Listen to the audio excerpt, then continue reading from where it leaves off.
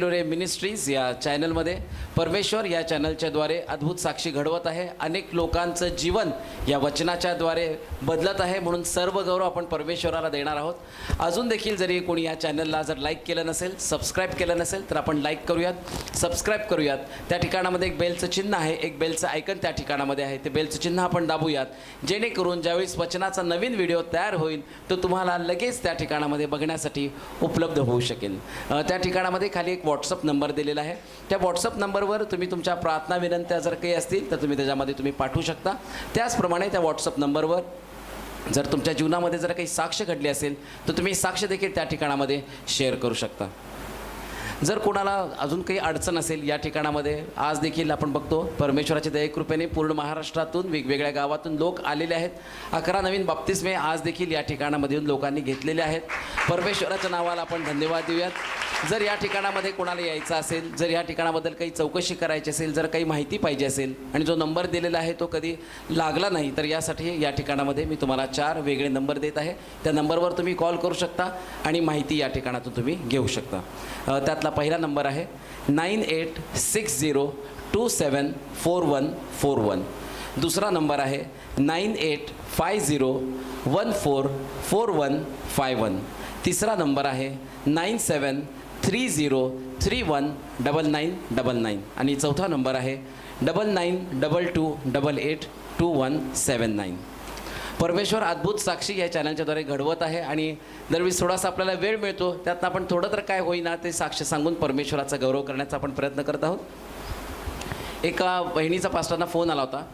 ती बहीण तिच्या मुलीला घेण्यासाठी गोव्याला गेली होती आणि गोवा या ठिकाणातून निघाल्यानंतर त्या ठिकाणामध्ये 2च फक्त ट्रेन होत्या आणि त्या 2 रेल्वे त्या ठिकाणामध्ये उपलब्ध होत्या आणि त्या निघण्यासाठी त्यांनी तयारी केली आणि नेमकं झालं काय की त्या चुकीच्या ट्रेनमध्ये बसल्या आणि त्यांना कळलं नाही. आणि मग थोडं जेव्हा त्यांना कळलं तर त्यावेळेस त्यांनी लगेच त्या ठिकाणातून पास्टरांना फोन लावला की पास्टर असं असं घडलेलं आहे आणि आम्ही चुकून ह्या ट्रेनमध्ये बसलेलो आहोत आणि ट्रेन निघालेली आहे, आता उतरता पण येत नाही, मग काय करायचं. आणि पास्टरांनी त्यावेळेस प्रार्थना केली आणि परमेश्वर आपला नेहमीच काहीतरी अद्भुत कार्य त्याला करायला आवडतं. त्या ठिकाणामध्ये देखील परमेश्वरांनी कार्य केलं. TCच्या अंतःकरणात देखील परमेश्वरांनी कार्य केलं. त्या दोघींना त्या ठिकाणामध्ये बसण्याची व्यवस्था झाली आणि एवढंच नाही तर त्यांना पुण्याला जायचं होतं. पुण्याला देखील त्या बहिणी उत्तमरित्या पोहोचल्या, कुठलाही प्रॉब्लेम त्या ठिकाणामध्ये आला नाही. म्हणून परमेश्वराच्या नावाला आपण धन्यवाद देऊयात. एका बहिणीने पास्टरांना फोन केला होता. त्यांची आई 80 वर्षाची आहे आणि जवळजवळ त्यांची आई देखील 25 वर्ष त्यांनी देखील सेवा केलेली आहे आणि गेल्या 5-6 महिन्यापासून त्या आजारी आहेत आणि त्या काही खात पण नाहीत आणि खूप अशक्तपणा त्यांना आलेला आहे. आणि पास्टरांनी त्यांच्यासाठी प्रार्थना केली आणि अद्भुत चमत्कार त्या आजींच्या जीवनामध्ये देखील घडला आणि त्या 80 वर्षाच्या आहेत आणि पास्टरांनी प्रार्थना केल्यानंतर त्यांना पूर्ण आरोग्य मिळालं. त्या व्यवस्थित जेवायला लागलेल्या आणि पुन्हा त्या चालू फिरू शकत आहेत. म्हणून सर्व गौरव आपण देवाला देणार आहोत. आणि एवढंच नाही तर त्या बहिणीच्या मुलाला जॉबची गरज होती आणि त्यांनी पास्टरांना प्रार्थना करण्यासाठी सांगितली आणि त्या जॉबसाठी त्यांना एका गाडीची गरज होती, 2 व्हीलरची, आणि त्यासाठी डाऊन पेमेंट त्यांच्याकडं नव्हतं. पण पास्टरांनी प्रार्थना केली, त्या बहिणीने विश्वास ठेवला, त्या भावाने देखील विश्वास ठेवला आणि परमेश्वराने त्यांना उत्तम चांगली गाडी देखील दिली, नवीन गाडी दिली आणि तो काम त्या ठिकाणामध्ये करत आहे आणि गाडी असलेला फोटो देखील त्यांनी पास्टरांना पाठवलेला आहे. सर्व गौरव आपण परमेश्वराला देणार आहोत. एक बहीण आहे अनिता ससाणे आणि परमेश्वराचं वचन त्या रेव्हरंड मनोज टेलोरे मिनिस्ट्रीज या चॅनलच्याद्वारे ते ऐकत आहेत आणि त्यांनी पास्टरांना एक प्रश्न विचारला की पास्टर, मला सोलापुरामध्ये स्थायिक व्हायचं आहे, मला सोलापुरामध्ये येऊन राहायचं आहे, तर मी येऊ का? कारण मला या ठिकाणामध्ये येऊन शिलोह पेंटिकॉस्टल चर्चचा भाग व्हायचा आहे. Praise Lord. लोक उत्सुक आहेत परमेश्वराचं वचन ऐकण्यासाठी, लोक उत्सुक आहेत परमेश्वराकडून आशीर्वाद घेण्यासाठी, लोक उत्सुक आहेत त्या परमेश्वराच्या वचनाच्याद्वारे पुन्हा एकदा नव्याने त्याचा अनुभव घेण्यासाठी. तोच अनुभव आज देखील आपल्या सर्वांसाठी घेऊन येत असताना रेव्हरंड मनोज टेलोरे येत असताना आपण जोरदार टाळ्या वाजवून त्यांचं स्वागत करूया. अद्भुत अशा प्रकारचं काम या दिवसामध्ये देव सगळीकडे करत आहे आणि आम्ही पाहिलं राष्ट्रामध्ये देवाच्या वचनाची घोषणा करत असताना पुष्कळ लोकांचं परिवर्तन होत आहे. काही लोकांचे प्रश्न सुटले जात आहेत, काही लोकांच्या अडचणी दूर केल्या जात आहेत. परंतु एक गोष्ट निश्चितच आहे, या दिवसात देव सर्वत्र काम करत आहे आणि ते काम होत असताना आम्हाला सुद्धा देवाच्या मार्गामध्ये खंबीरपणे चालायचं, Amen. खंबीरपणे बरं का. Hallelujah. चालायचं म्हणून नाही चालायचं, तर प्रभूचा अनुग्रह, प्रभूची कृपा या सगळ्यांच्या द्वारे रोजच्या दिवसामध्ये आम्ही आमच्या जीवनामध्ये प्रभूचा हात आमच्या डोक्यावर असावं, यासाठीच आम्ही प्रार्थना केली पाहिजे. एक फार मोठी साक्ष, लोकांचा विश्वास इतका प्रचंड वाढायला लागला आणि अगदी लास्ट मोमेंटला सुद्धा त्यांची आशा सोडायला ते तयार नाही, शेवटच्या क्षणापर्यंत. मला परवा दिवशी एका आंटीचा फोन आला आणि त्यांनी सांगितलं की त्यांची जावई आणि ते जावई अनकॉन्शियस आहे, लिव्हर डॅमेज झालेला आहे आणि शरीरातले बहुतेक अवयव ते काम करायला तयार नाही. आणि मग अशा परिस्थितीमध्ये त्यांनी प्रार्थनेसाठी विनंती केली. ते म्हटले, आम्ही एवढ्या साक्षी ऐकतोय तर आमचा देवावर विश्वास आहे की तुम्ही प्रार्थना कराल आणि तिथं काहीतरी घडेल, एवढा विश्वास त्यांचा. Hallelujah. मला वाटतं वेल्लूरला काहीतरी ती व्यक्ती ऍडमिट होती. मग मी प्रार्थना केली. प्रार्थना केल्यानंतर दुसऱ्या तासाला त्यांचे कॉल येत होते, पण इथं प्रॅक्टिस चालू होती, शनिवारची गोष्ट आहे. मग मी उचललं नाही. मग नंतर मी पाहिलं की त्यांचा कॉल, आणि थोडंसं मला दस झालं कारण ते सिरियस कंडिशनमध्ये होते. त्यांनी, पास्टर मी तुम्हाला खूप ट्राय करत आहे, तुम्ही इकडं प्रार्थना केली आणि तिकडं ते उठून बसले आणि Hallelujah. आपली बायको, आपले लेकरं या सगळ्यांना ओळखायला लागले, Amen. तर देवानं त्यांना शुद्धीवरती आणलं. Hallelujah. किती अद्भुत आहे नाही का? Amen. किती अद्भुत आमचा देव आहे Hallelujah. की जो मरणाच्या पंथास लागलेल्या व्यक्तीला सुद्धा जीवन देण्याची ताकद Amen. त्याच्यामध्ये आहे. पण कधी कधी वाटतं की एवढा भारी देव फार पूर्वी कळाला असता तर किती बरं झालं असतं नाही का? Hallelujah.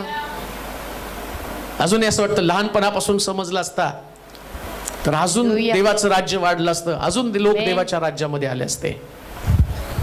आणि आता मला खात्री वाटायला लागली की जो मार्ग धरला ना, तो मार्ग सगळ्यात चांगला मार्ग आहे. Amen. म्हणून काही नाही मिळालं तरी चालेल, पण रोज देवाचं सानिध्य मिळू द्या. Hallelujah. रोज देवाचं सानिध्य. अजून एका बहिणीची साक्ष होती, बिचारी ती सांगायला लागली की काय करावं, अशी नोकरी आहे की त्या नोकरीमध्ये पगार पण वाढत नाही आणि मग दुसरं काम शोधायला गेलं तर ते काम पण लागायला तयार नाही.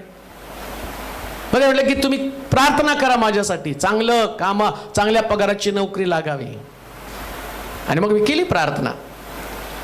ते म्हटले प्रार्थना केल्यावर 2 तासातच कॉल आला. Hallelujah. 2 तासातच. Amen. ज्याच्यासाठी आम्ही कितीतरी दिवस, सगळं स्टेटसवर आहे, कुठलीच गोष्ट मी ठेवत नाही, लगे फोटोकॉपी करून लावून टाकतो की तुमचा ऐकणाऱ्या बघणाऱ्यांचा विश्वास वाढावा. Amen. ते म्हणले 2 तासातच. त्यांनी कॉल केला. म्हटले 2 तासामध्ये, आणि ते काम पण असं होतं, मेडिकल फील्डमध्ये काम करत होते पण तिथं पगार जास्त नव्हता. मग मी क्षेत्र बदललं आणि मला नाही वाटलं तिथं ते काम मला जमेल, परंतु त्यांनी जस्ट मला बोलवलं होतं आणि मी जाऊन आले, ट्रेनिंग केलं, निघून आले, पण त्यांनी रिप्लाय द्यायला तयार नाही आणि अडवून ठेवलं होतं.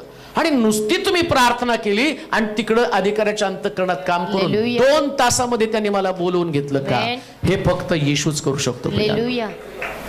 येशूमध्ये ती ताकद आहे. Hallelujah. म्हणून जितकं जास्त देवाच्या जवळ राहता येईल तेवढं राहा. Amen. कोणी तुमच्या जवळ बघत बसू नका Hallelujah. आणि त्याचा विचार पण करू नका. Amen.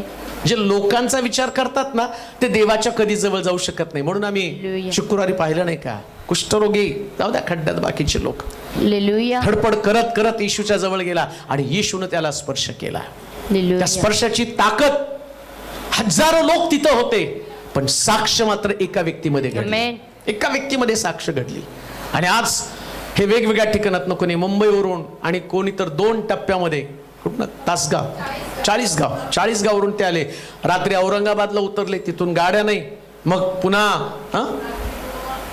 2 वाजता, रात्री 2 वाजता ते इकडं आले. आणि आले तर एकदम, मी त्याने रिक्षात उतरताना बघितलं तर एकदम फ्रेश, हसत हसत Hallelujah. आतमध्ये प्रवेश. 40 गावावरून. अहो तुम्ही इथल्या इथं येताना तुमच्या चेहऱ्यावरती 12 वाजलेले असते. ते 40 गावरून आले, फ्रेश आलेले. Hallelujah. मग तुम्ही जाताना असं जाणार नाही, Amen. प्रभूचा आनंद घेऊन जाणार. Hallelujah. 133 स्तोत्रामध्ये सांगितलं बंधूंचं ऐक्यानं एकत्र येणं किती चांगले व मनोरम आहे. कसं आहे हो? चांगले व मनोरम. चांगलं अजून मनोरम. मनोरम म्हणजे काय माहिती का? जिथं करमणूक होते किंवा जिथं मन रमतं. हालेलुया. लोक थिएटरमध्ये करमणुकीसाठी जातात नाही का? तिथं जाऊन करमणूक म्हणजे तुम्हाला आनंद त्या ठिकाणामध्ये मिळतो. आमेन. करमणूक म्हणजे काय? आनंद मिळतो. आणि तो पिक्चरचा आनंद सुटल्यावरती संपतो. हिरो मेला तर असं वाटतं घरातलं कोणतरी मेलं. वाईट वाटतं, अरे मेला तो, नव्हता मारायला पाहिजे. मी ते पूर्वी पाहिला होता, माहित नव्हतं त्या मुकद्दर का सिकंदर. बच्चन मेल्यावर मी कितीतरी दिवस रडत होतो. तो दुसऱ्या पिक्चर मध्ये आला, त्याने अजून फायटिंग केली, पण मी रडत होतो. मला राग आला डायरेक्टरचा, का त्याच्या पार खुपसले आणि त्याला मारून टाकलं. माझा हिरो होता, तो कशाला मेला? पेपर सुद्धा लिहू वाटत नव्हतं, सारखा बच्चन मेलेला आठवत होतं. त्याच्या पोटात पार घातली. अरे पार घालण्याचे पैसे त्यांनी घेतले, त्याला करोडो रुपये मिळाले. हालेलुया. आनंद संपून जातो, पण इथला आनंद वाढत आमेन. जातो. रोज वाढतो हालेलुया. प्रियानो. इथं हताशा नाही, इथं निराशा नाही. हालेलुया. इथं आल्यानंतर जाताना एक आशा. मला परवा कोणीतरी म्हटलं, फारुख साहेब एवढं छान वचन आमच्यापर्यंत, निराश झालेलं जीवन आशाने पल्लवित होतं. हालेलुया. रात्री 2 काय 3 काय आम्ही एकदम नाराज झालो, निराश झालो की वचन ऐकतो आणि ते वचन ऐकल्याबरोबर जगण्यासाठी प्रेरणा निर्माण आमेन. होते. हे लक्षात ठेवा, वक्तृत्व म्हणून बोललं जात नाही, ते हालेलुया. देवाचं वचन आहे. आमेन. ते आमचं परिवर्तन करतं, ते आमचं जीवन बदलतं, आमच्यामध्ये आशा निर्माण करतं. म्हणून म्हटलं की देवाच्या मार्गामध्ये आम्हाला चालणं गरजेचं आहे. आमेन. या वधस्तंभाच्या ख्रिस्ताच्या बाबतीमध्ये आम्ही काही गोष्टी जाणून घेणार आहोत. बऱ्याच गोष्टी या दिवसामध्ये आम्ही पाहिल्या. ख्रिस्ताचा वधस्तंभावरचा मृत्यू, या मृत्यूमध्ये जी ताकद आहे, अनेक लोकांना ते माहित नाही. येशू ख्रिस्ताच्या मृत्यू संबंधानं लोक त्याचा फॉलोअप कसा घेत आहे किंवा कशा पद्धतीने त्याला सामोरं जात आहे. काही लोक उपास करत आहे, काही लोक या दिवसामध्ये प्रार्थना करत आहे. परंतु बायबल सांगतं की वधस्तंभाचं शिक्षण आम्हाला देवाच्या जवळ आणतं. आमेन. आम्हाला ख्रिस्ताचा वधस्तंभ समजून घेणं फार गरजेचं आहे. फिलिपिकराचं पत्र त्याचा 2रा अध्याय आणि त्याचं 8वं वचन पहा काय म्हटलं त्या ठिकाणामध्ये. फिलिपिकराचं पत्र 2रा अध्याय आणि त्याचं 8वं वचन. आणि हा. मनुष्य प्रकृतीचं असे प्रगट होऊन त्याने त्यानं मरण आणि तेही वधस्तंभावरचं मरण सोसलं येथपर्यंत आज्ञापालन करून त्याने स्वतःला लीन केलं. यामुळं देवाने त्याला अत्युच्च केले. पहिलीच गोष्ट, हा ख्रिस्ताचा वधस्तंभ आम्हाला एक गोष्ट शिकवत आहे. कान देऊ नाही का? माझ्याकडे लक्ष द्या. तर ख्रिस्ताचा वधस्तंभ तुम्हाला समजला ना, कारण येशू म्हणतो ना, जो कोणी माझा शिष्य होऊन पाहतो त्यानं आपला वधस्तंभ. स्वतःचा वधस्तंभ घेऊन माझ्या मागे यावं. येशूचा वधस्तंभ नाही घ्यायचा.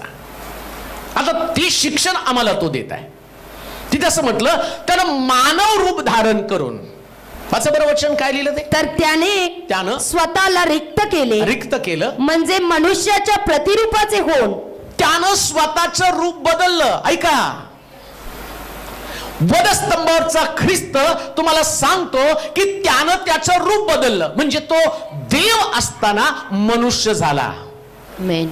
ऐका, देव असताना मनुष्य झाला. अहो, तुम्ही मनुष्य असताना कमीत कमी मनुष्य तर बना ना. हालेलुया. मानव असताना तर ऍटलिस्ट मानव बना. तो देव असताना त्यानं मनुष्याचा स्वभाव धारण केला. तुम्ही म्हणाल याच्यात मनुष्य पण आम्ही सगळेच माणसं आहेत. येतो जनावर कधीतरी बाहेर, हा म्हणतो ना, त्याच्यामध्ये जनावर आलं. स्वभाव माणसामध्ये मनुष्याचे स्वभाव जातात आणि त्याच्यामध्ये जनावराचे स्वभाव येतात. कोणती जनावर आहेत?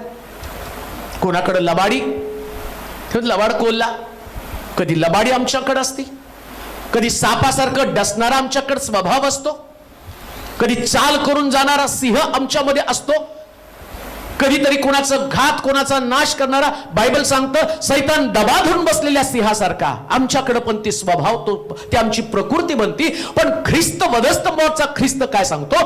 त्यानं स्वतःचं स्वरूप बदललं. हालेलुया. एक गोष्ट ध्यानात ठेवा, देवानं त्याला उंच करण्याचं कारण काय? असं लिहिलंय की प्रभू येशू ख्रिस्त त्यानं मानव रूप धारण केलं आणि देवानं त्याला मानवातनं उंच केलं असं लिहिलं. सगळ्या मानवावरून त्याला श्रेष्ठ बनवलं. तो मानव म्हणून आहे. वधस्तंभावरचा ख्रिस्त मानव म्हणून आहे. तुमच्यासाठी एक आशेचं किरण, तुमच्यासाठी एक आशेचं किरण. तुम्ही तुमचं रूपांतर करा, प्रभू तुम्हाला उंच करणार. रूपांतर होऊ द्या, बदल होऊ द्या, हालेलुया. परिवर्तन होऊ द्या. स्वभावामध्ये एक गोष्ट ध्यानात ठेवा, आहे त्या स्वभावामध्ये जगू नका, काही फायदा नाही त्याचा. देवाला नेहमी बदल केलेला आवडतं. आमेन. म्हणून स्वतः पण तो म्हणतो नाही का की पहा, जुनं ते सर्व होऊन गेलं, आता सर्व काही नवीन झाले. आज बाप्तिस्मा पण बऱ्याच लोकांनी घेतला, नवीन झाले, आमेन. रूपांतर झालेले. पाण्याखाली नाही गेले ते, त्यांचं रूपांतर झालं, स्वभावामध्ये बदल झाला. चला, ख्रिस्त वधस्तंभाचा ख्रिस्त समजतो ना, आणि त्याचे विचार बदलले जातात.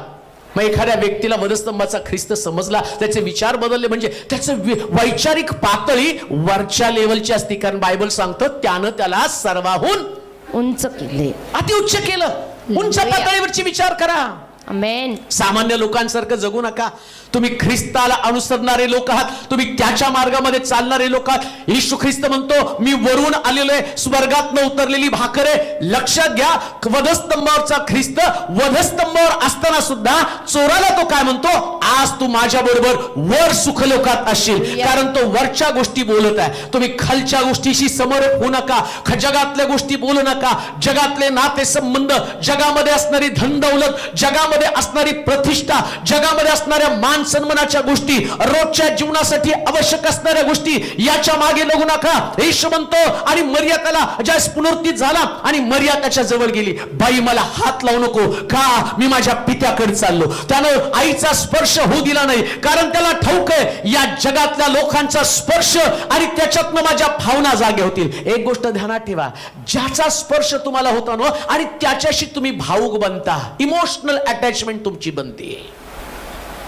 असं मी वाचलं परवा, एक आई कित्येक दिवस कोमामध्ये होती डिलिव्हरी झाल्यावरती, आणि डॉक्टरला मोठा प्रश्न पडला, आता हिला शुद्धीवर आणायचं कसं. मग ते बाळ जन्मलेलं तिच्याजवळ आणलं आणि बाळानं आपला हात आईवर टाकल्याबरोबर ती शुद्धीवर आली. स्पर्शाची ताकद, हालेलुया. हा टच, हा जो स्पर्श आहे ना, हा स्पर्श तुम्हाला भाऊ. येशूनं का मरियाला हात लावू दिला नाही? त्याला वाटलं कुठंतरी तिचा हात लागला, माझी इमोशनल अटॅचमेंट तिच्या बरोबर होईल आणि स्वर्गातल्या देवाकडे मला जाऊ वाटणार नाही. हे जगामध्ये राहणारे लोक, ते जगाशी असणारे त्यांचे नाते संबंध, ते तिथं अडकले जातात. मला माझा पती, माझी लेकरं, माझी नोकरी, माझा अमक, इथं तुम्ही अडकून राहू नका. बायबल सांगतं, जिथं तुमचं धन तिथं तुमचं मन. वरील गोष्टीकडे लक्ष लावा. हालेलुया. सर्वोच्च बनत असताना वरच्या विचाराने तुमचं डोकं भरलं जाऊ द्या. आमेन. वर देवाचं सामर्थ्य, पवित्र आत्मा. येशू म्हटलं नाही का, मी जातो आणि तुमच्यासाठी कैवारी आत्मा पाठवतो, त्याची वाट तुम्ही पहा. आमेन. जर लोक पवित्र आत्म्याची वाट पाहू लागले, वरच्या कृपादानाची वाट पाहू लागले, तर मला असं वाटतं मंडळ्या प्रभूच्या सामर्थ्यानं भरून जातील, कुटुंब देवाच्या सामर्थ्यानं भरून जातील. पण आज जर तुम्ही बघितलं, मंडळ्यांमधले लोक जगीक झालेले आहेत, कुटुंबातले लोक जगीक झालेले आहेत.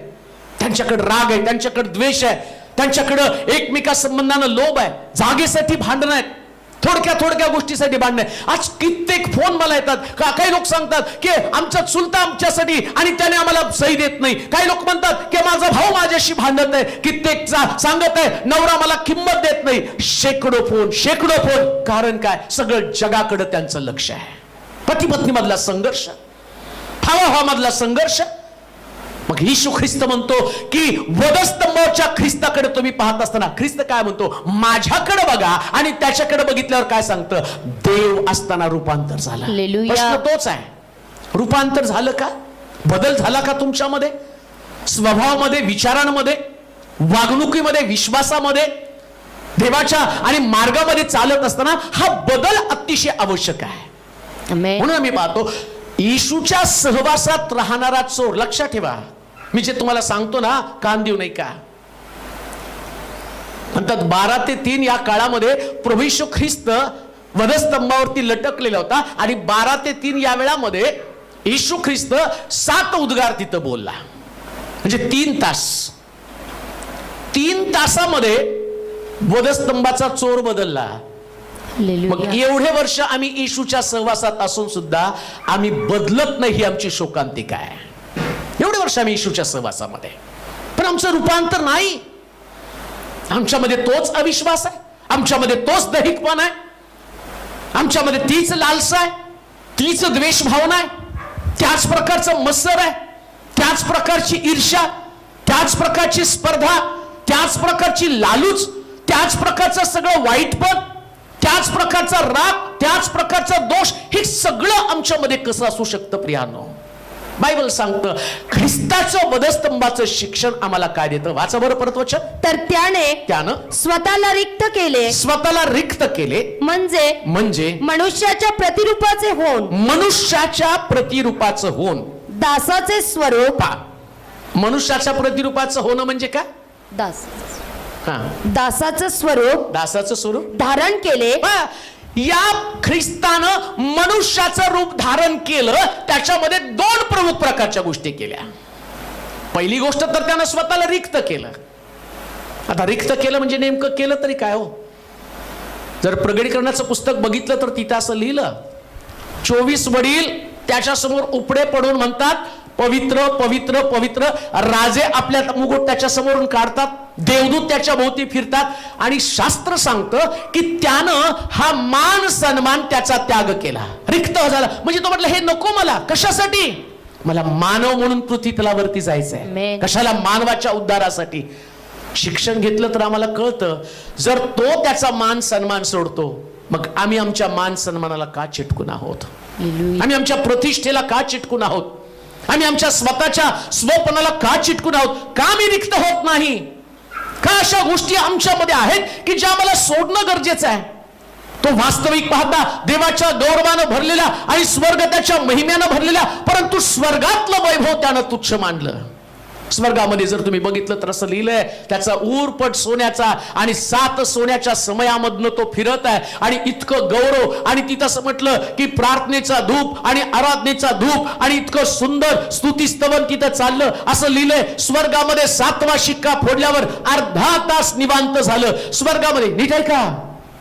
फक्त अर्धा तास निवांत झालं म्हणजे 24 तास त्याची स्तुती आराधना तिथं चालली. Amen. पण मानव रूप धारण करून आल्यावर जन्मलेल्या दिवसापासून शेवटचा मृत्यू होईपर्यंत येशू ख्रिस्ता संबंधानं कोणी चांगलं बोललं नाही. येशूच्या जन्माच्या वेळेस हेरोद राजानं फरमान काढलं आणि सांगितलं 2 वर्षाच्या आतील बालक मारून टाका. का? कारण त्याच्यामध्ये ख्रिस्त होता. ख्रिस्ताचा जन्म त्याला नको होता, ख्रिस्त त्याच्यामध्ये नको होता, म्हणून त्यानं ख्रिस्ताला मारण्याचं फरमान काढलं. ज्यास प्रभू येशू ख्रिस्त तरुण झाला आणि आम्ही पाहतो की त्याच्या ठिकाणामध्ये शास्त्री आणि परुषी त्यांना म्हटले बलजबूल भूतांचा अधिपती. स्वर्गामध्ये एवढं गौरव असताना त्यानं सगळ्यांची तुच्छता, त्यानं सगळ्यांचा अपमान सहन केला. आम्ही आणि वधस्तंभाचं शिक्षण आम्हाला काय सांगतं? जर वधस्तंभाचा ख्रिस्त लोकांचा अपमान सहन करून घेत आहे, तर या पृथ्वी तलावर आम्ही का रिक्त होऊ नये? हालेलुया. रिक्त व्हायला पाहिजे. आमेन.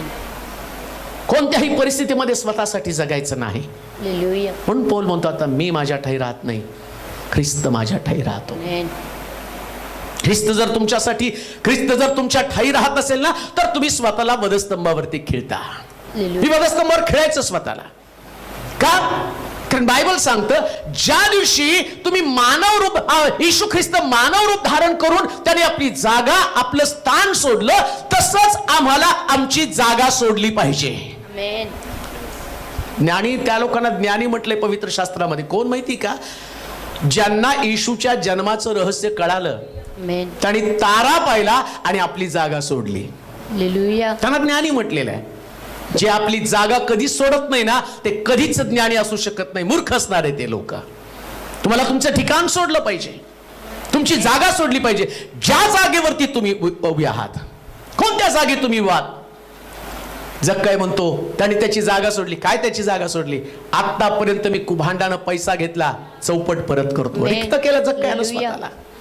रिक्त व्हायला पाहिजे. कोणत्या जागेवर तुम्ही आहात? जसं ख्रिस्तानं रिक्त केलं. आणि येशू हे सगळं ऐकल्यावर तो काय म्हटलं माहिती का? आज या घराण्याला तारण प्राप्त झाले. आणि जगात सगळ्यात जास्त किमती काय असेल तर तारण. आमेन. काश्मीरला जायचं, अमेरिकेला जायचं तर त्याची किंमत तुम्ही देऊन जाऊ शकता. स्वर्गात जायचं तर तुम्हाला किती पैसे दिले तर जाता येणार नाही. त्याच्यासाठी येशू म्हणतो फक्त मीच दार आहे, हालेलुया. मीच तुम्हाला आतमध्ये पाठवू शकेल. आमेन. जगामध्ये एवढे संत येऊन गेले पण एकानं सांगितलं नाही आज तुला तारण प्राप्त झालं. पण प्रभू येशू ख्रिस्तानं पहिल्यांदा जक्कयाला आणि त्या ठिकाणामध्ये जक्कय त्याला म्हटलं नाही माझे पैसे मी तुला देतो. जक्कयानं फक्त कबुली केली. आजपर्यंत कुभांडानं भरपूर घेतलेलं आहे, चौपट परत करतो, अर्धद्रव्य गरीबाला देतो असं म्हटल्याबरोबर तो म्हटला तारण तुला, स्वर्ग राज्य तुला, स्वर्गाच्या राज्याची खात्री तुला. कारण तो रिक्त झाला. देवाचे प्रिय लोक, वधस्तंभाकडे जात असताना आम्ही स्वतःला रिक्त करणं गरजेचं आहे. आमेन. रिक्त करा स्वतःला. हालेलुया. रागाला रिक्त करून टाका. कुठला राग अंतःकरणामध्ये ठेवू नका, रिक्त करा. हो किती दिवस राग ठेवणार आहे आमच्या अंतःकरणामध्ये? किती दिवस मत्सर ठेवणार आहे? किती दिवस तुमच्यामध्ये भय असणार आहे? किती दिवस न्यूनगंड तुमच्यामध्ये असणार आहे? किती दिवस द्वेष मत्सर असणार आहे? किती दिवस एकमेकाला न क्षमा न करता जीवन जगणार आहात? मेजाकडे येण्याच्या अगोदर तर म्हटलं पहिल्यांदा आपापसात तुमचा समेट करून घ्या, मग मेजाकडे तुम्ही या. मग कधी कधी आम्ही मेजाकडे येण्याच्या ऐवजी आम्ही तिथंच थांबतो. आणि शास्त्र सांगतं चुकीच्या पद्धतीने मेज घेतलं तर तुमच्यामध्ये काही लोक निद्रेत आहेत, काही मेलेले आहेत, काही लोक आजारी आहेत. का तर त्यांनी चुकीच्या पद्धतीनं या मेजामध्ये सहभागी झालेले आहेत. मग काही लोक त्याच्यामध्ये सहभागी होत नाही. त्यांना बाप्तिस्मा घ्यायला नको आहे, त्यांना स्वतःचं जीवन बदलायला नको आहे. मग तो स्वर्ग राज्य त्यांना नाहीये. मग त्या ठिकाणामध्ये आम्ही पाहतो की जक्कयानं एका क्षणामध्ये स्वतःला रिक्त करून टाकलं. हालेलुया. रिक्त केलं त्यानं स्वतःला. काय करायची ती प्रतिष्ठा, काय करायचं ते मानाचं पद, काय करायची ती जागा, ज्या जागेवरती आणि मला लाखो रुपये मिळतात, त्याला कळालं या जागेपेक्षा किमती मला स्वर्ग राज्य आहे. आणि हा स्वर्ग राज्य देणारा मसीहा, हा उद्धार करता, जे स्वर्गाचं दार माझ्या घरामध्ये आहे. म्हणून त्यानं काय केलं, तो म्हटलं मला हे नाही मिळालं तरी चालेल पण मला ख्रिस्त मिळाला पाहिजे. म्हणून शिक्षण काय मिळतं, जगातली सगळ्यात मौल्यवान वस्तू कोण असेल तर प्रभू येशू ख्रिस्त. हालेलुया. आणि तो रिक्त झाला, तुम्हाला रिक्त व्हायचं आहे. आमेन. आणि पहा जास्त रिक्त होतं त्यावेळेस हलकं होतं बरं का. हालेलुया. कोणती पण गोष्ट रिक्त रिकामी झाली ना, जड घागर नको वाटते. हलकी म्हणजे की पटकन कमरेवर आहे की नाही, हालेलुया. पटकन कमरेवर, पटकन डोक्यावरती. पण जड घागर गुडघ्याजवळ आणि कमरेवर जरी ठेवलं तरी रुत्त आहे की नाही. तसे काही लोक जड असतात.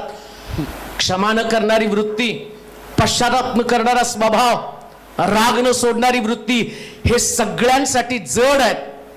ते रुतणारे आहेत, जखमा करणारे आहेत. याच्यामुळं एखाद्या व्यक्तीला त्रास होण्याची शक्यता आहे.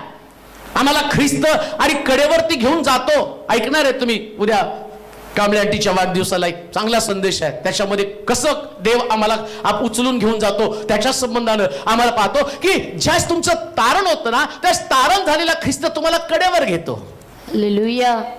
तो खांद्यावर घेतो. आमेन. पण घागर जर भरलेली असेल तर ख्रिस्ताला ती रुतणार आहे.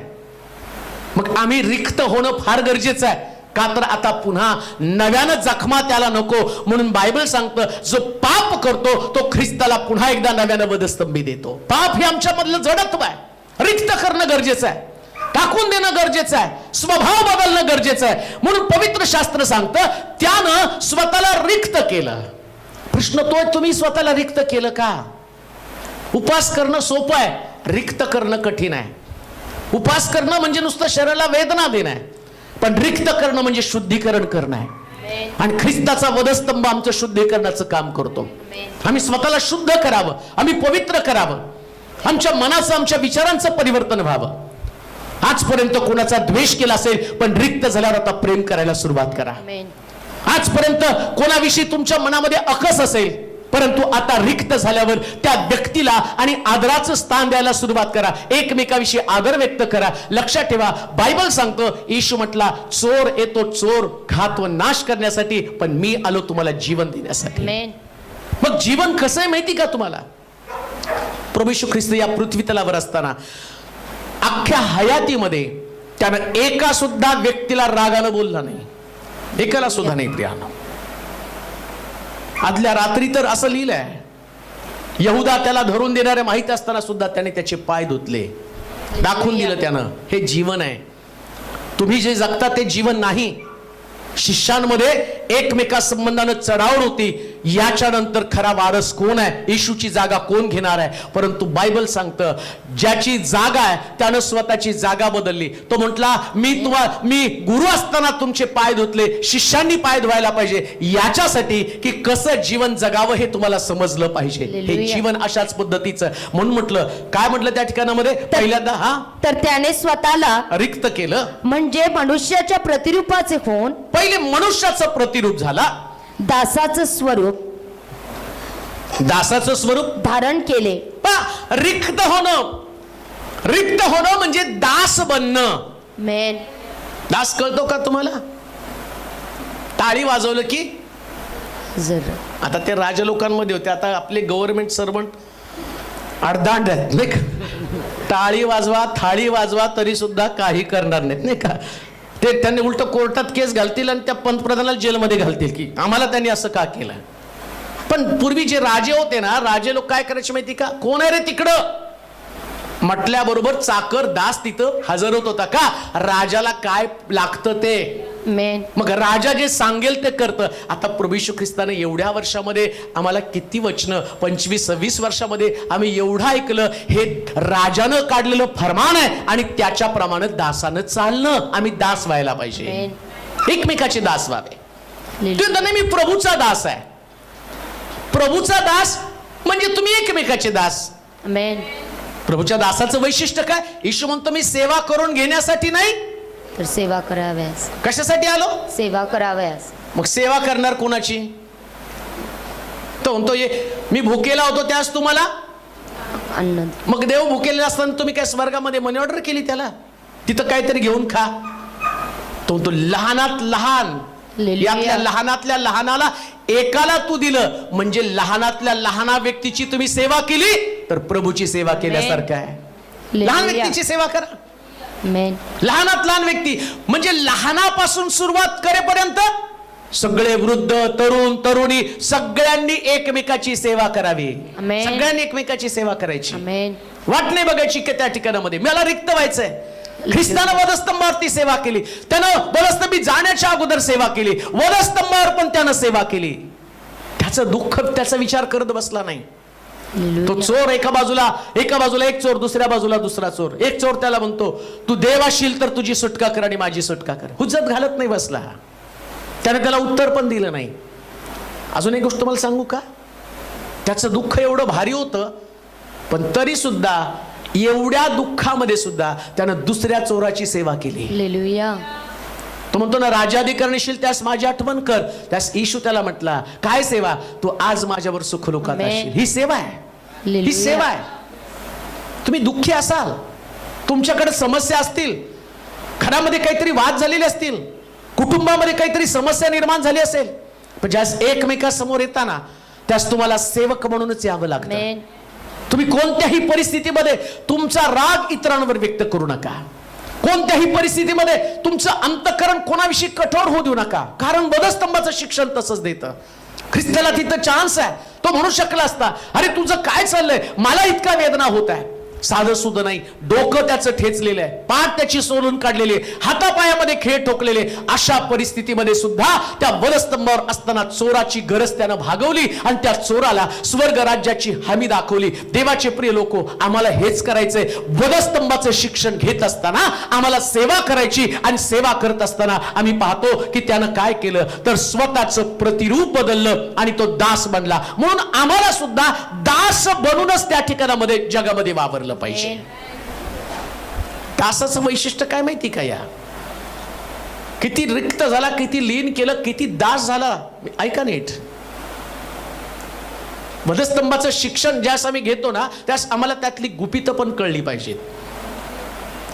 गुलामाची शिक्षा, फटके मारणं हे गुलामाची शिक्षा, दासाची शिक्षा आहे. एखादा गुलाम जर पकडला ना तर त्याला 39 फटके मारण्याची शिक्षेची तरतूद आम्ही पाहतो की पवित्र शास्त्रामध्ये केली. मग बाकीच्या लोकांची शिक्षा आणि येशूची शिक्षा वेगळी होती. येशूला काय शिक्षा दिली, 39 फटकेच त्याला दिले नाहीत तर त्याच्या डोक्यात काट्यांचा मुकुट घातला. म्हणजे डोकं पण देऊन टाकलं दासानं. हे डोकं पण आहे, मी दास म्हणून तुम्हाला माझं काय पाहिजे ते घेऊन टाका. मग पाठीवरती पण 39 फटके मारले हातामध्ये खेळ ठोकले, पायामध्ये खेळ ठोकले, पण दासानं सगळं सहन केलं. हालेलुया. या दासानं दाखवून दिलं, दास म्हणून ज्या ज्या गोष्टीची तुला आवश्यकता आहे ते सगळं मी तुला द्यायला तयार आहे. आम्ही देखील प्रभूचे दास या नात्यानं आपलं डोकं ख्रिस्ताच्या बरोबर वधस्तंभावरती द्यायचं. कधीच डोकं वापरून सेवा करू नका, डोकं वधस्तंभी देऊन सेवा Amen. करा. तुमच्या डोक्यामुळंच समस्या निर्माण का होतात माहिती का? आम्ही आमचं डोकं वापरतो. मग पौलाला पण कळालं ना, पौल काय म्हटलं माहिती का? आता मी ख्रिस्ताची चित्तवृत्ती धारण. म्हणजे डोकं कुणाचं? ख्रिस्ताच. ख्रिस्ताचं डोकं. माझं डोकं नाहीये. हालेलुया. माझं डोकं वापरतो त्यास मला समोरच्या व्यक्तीमध्ये असणारं द्वेष दिसेल, राग दिसेल, मत्सर दिसेल, शत्रुत्व दिसेल, समोरच्या व्यक्तीमधला लोभ दिसेल.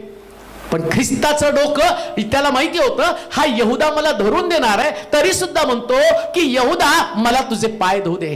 हालेलुया. त्याला माहिती होतं की पेत्र मला 3दा नाकारणार आहे, तरी सुद्धा पेत्रला काय म्हणतो माहिती का? पेत्रा, माझी सेवा तू अशी करशील की तुला ज्या चालवणार नाही ना, कोणीतरी येऊन तुला हाताला धरून, त्याला माहितीये हा मला नाकारणार, हा मला शिव्या देणार आहे, तरी सुद्धा त्याने प्रभावी सेवा दिलेली. का? कारण दास हा असाच असतो प्रियानो, आम्हाला दासाचा गुणधर्म धारण करून सेवा करायची. आमेन.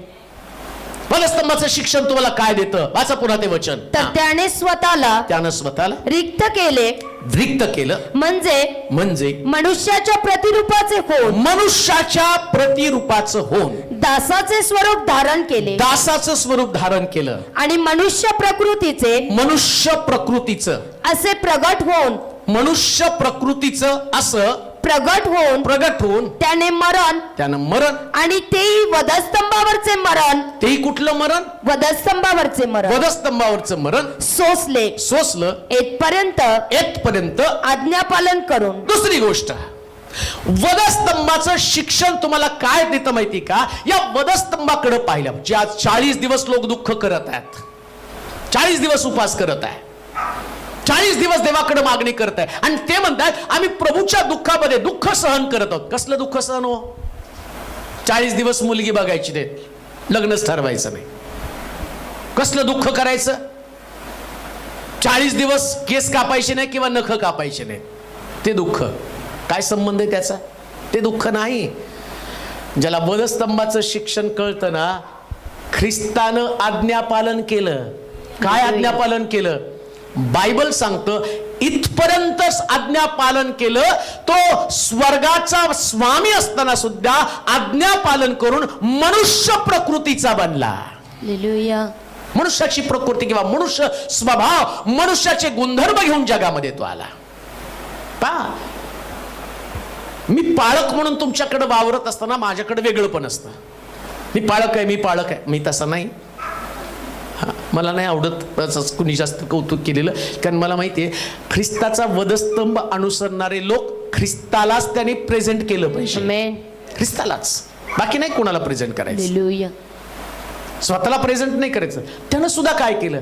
तो येशू म्हणून जगामध्ये आला आणि मरताना मानव म्हणून स्वतःला रिक्त करत असताना त्यानं दाखवलं. काय आज्ञापालन केलं? वाचा. आणि मनुष्य प्रकृतीचं असे प्रगट होऊन त्याने मरण आणि तेही वधस्तंभावरचे मरण. कशी आज्ञापालन केलं? तर देवाची आज्ञा होती. काय देवाची आज्ञा होती? यशाचं पुस्तक 53 अध्याय 10 ते 12 वचन पहा बरं. देवाच्या मनामधल्या गोष्टी देवानं त्याला सांगितल्या या पृथ्वी तलावरती पाठवताना. यशाचं पुस्तक 53 अध्याय 10 ते 12 वचन. त्याला ठेचावे असे परमेश्वराच्या मर्जीस आले. कोणाच्या मर्जीस आलं? परमेश्वराच्या. काय आलं मर्जीस त्याच्या? त्याला ठेचावं असे परमेश्वराच्या मर्जीस आले. असं परमेश्वराच्या मर्जीस आलं. त्याने त्याला पिडिले, त्याला पिडावं असं परमेश्वराच्या मर्जीस आलं. त्याच्या जीवाचे दोषार्पण झाल्यावर तो संतती पाहिल 10 ते 12 वचन. तो दीर्घायू होईल. त्याच्या हातून परमेश्वराचा मनोरथ सफल होईल. त्याच्या जीवाच्या वेदना सरल्यावर तो त्यांचे फळ पाहून समाधान पावेल. तो माझा धर्मशील सेवक आपल्या ज्ञानानं बहुतास निर्दोष ठरवेल. तो वधस्तंभावरती ज्ञान सांगतो. काय ज्ञान आहे? काय देवाच्या मनामध्ये येशू संबंधानं होतं? तो म्हटलं त्यांनी आज्ञापालन करून दाखवलं, वधस्तंभावरती आज्ञापालन केलं आणि वधस्तंभावर आज्ञापालन करत असताना या आज्ञेमध्ये दडलं काय होतं? काय होती देवाची आज्ञा? काय डिस्कशन स्वर्गामध्ये देवाबरोबर आणि येशू बरोबर झालेलं होतं? तो म्हटलं तुला मानव म्हणून जगामध्ये जायचंय आणि मानवाला माझा दंड द्यायचा आहे. काय माझा दंड आहे? मला इतका राग आला त्यांच्या स्वभावाचा, त्यांच्या विचारांचा, त्यांची बंडाळी प्रवृत्ती, अशुद्ध अपवित्र जीवन. तो म्हटला की माझा सगळा राग आतापर्यंत मी वास्त्रावरती कोकरावरती काढत होतो, कोकरू कापलं जात होतो, त्याचं रक्त पाहत होतो आणि ते रक्त पाहिल्यावर मला शांती मिळत होती. आणि कधी कधी जर मला शांती मिळाली नाही तर मी काय करत होतो, याजक जर आणि परमपवित्र स्थानामध्ये आला तर माझा राग त्याच्यावरती व्यक्त करून या याजकाला मारून टाकत होतो, परंतु माझा राग शमत नव्हता. पण तो म्हटला आता एकच माणूस ज्याच्यावरती मला सगळा राग व्यक्त करायचा आणि त्याच्यानंतर पुन्हा मी मानवावरती राग व्यक्त करणार नाही, तर माझ्याबरोबर मी मानवाबरोबर शांतीचा करार प्रस्थापित करेल. पण तो म्हटला असा एक मनुष्य पृथ्वी तलावरती आवश्यक आहे. आणि बायबल सांगतं त्यानं पृथ्वीचं अवलोकन केलं, एक सुद्धा कोणी त्याला सापडला नाही. बायबल सांगतं त्याच्यामध्ये असलेलं नीतिमान कोणी नाही, एकही नाही, सर्वांनी पाप केलं, देवाच्या गौरवाला अंतरले. आणि त्यानं पाहिलं कोणी सुद्धा चांगला व्यक्ती नाही. त्या येशू त्या पिता त्याला म्हणतो मला असं वाटतं तू जावं,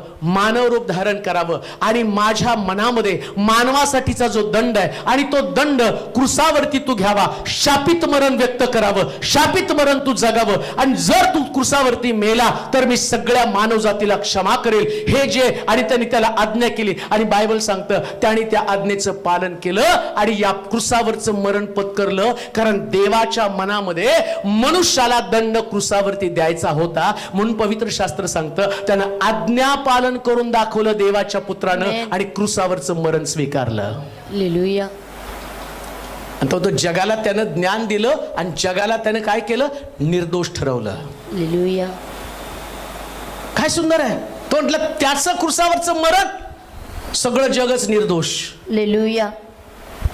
तो मेला एकटा वधस्तंभावर आणि तुम्ही आणि मी सगळेजण निर्दोष सुटलो. आमेन.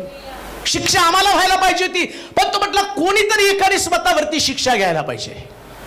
विचार करा की सगळे कोर्टात उभे आहे, तिथून माझ्यापासून तुमच्यापासून, आणि सगळ्याला सांगितलं की आता याला फाशीची शिक्षा होणार आहे. तेवढ्यात कोणीतरी एक प्रगट होतो, पण तो त्यांनी कोणी नाही केला, खून मीच केलेला आहे. आणि सगळ्यांच्या मनामध्ये धाकधूक, कोणाला शिक्षा होती, कोणाला शिक्षा होती, कोणाला दंड मिळतो. आणि तेवढ्यामध्ये जज सांगतो याच व्यक्तीने शिक्षा केली आणि सगळे निर्दोष सुटतात. त्यास किती आनंद असेल.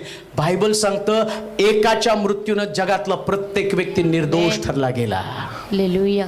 प्रत्येक जण निर्दोष.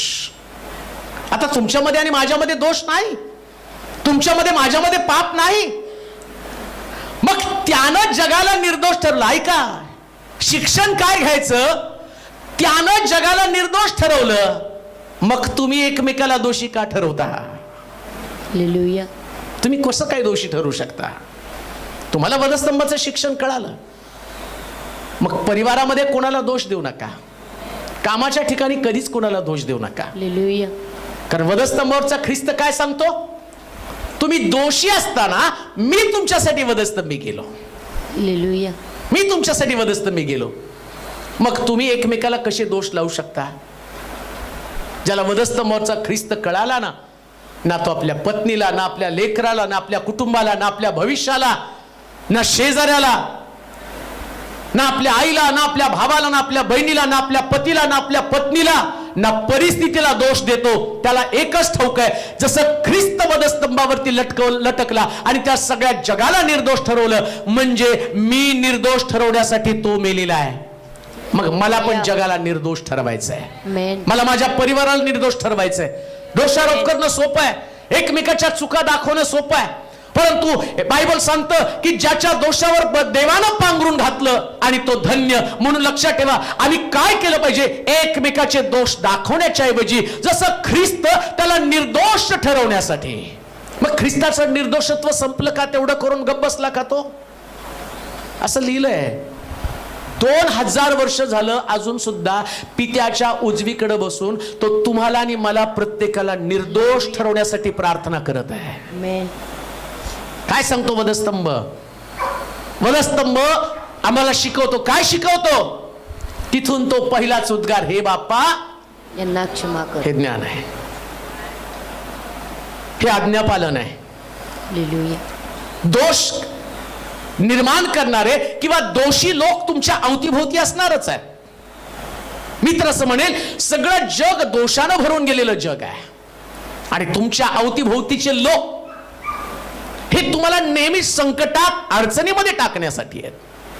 पण तरी सुद्धा तुम्हाला त्यांच्यासाठी काय प्रार्थना करायची? हे बाप्पा यांना क्षमा कर. का क्षमा कर? कारण हे काय करतात त्यांना समजत नाही. किती सोपं आहे. हालेलुया. आम्ही म्हणतो ना, त्यांनी असं का वागलं? उत्तर काय त्याचं? त्यांना समजत नाही. त्यांना समजत नाही. पण तुम्हाला समजतं ना, हालेलुया. तुम्ही देवाचं वचन ऐकलं ना.